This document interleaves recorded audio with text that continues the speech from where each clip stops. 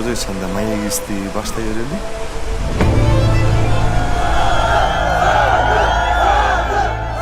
Өзүң айткан ошо 4-октябрдан 6-октябрдан баштап 16-октябрга чейинки күндөрү мага бир кылымдай сезилип кетти да.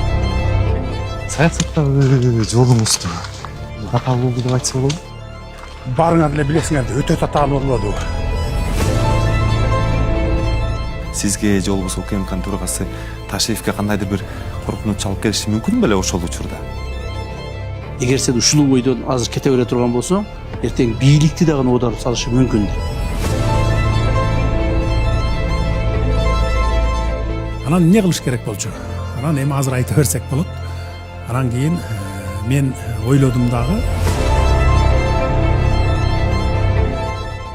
Барып кондум. Эртеси эртең менен анан кийин экөөбүз анан 10 саат отуруп эчтеке чече алган жокпуз. Анан мен айттым, жок, сен барба дедим. Себеби коомчулукту көрүп турасың азыр. Анткени сырткы күчтөр дагы өтө катуу кийлигишип турган. А мамлекет башчы эмне жөнүндө кыялат? Сиз эмне жөнүндө кыялдыңыз?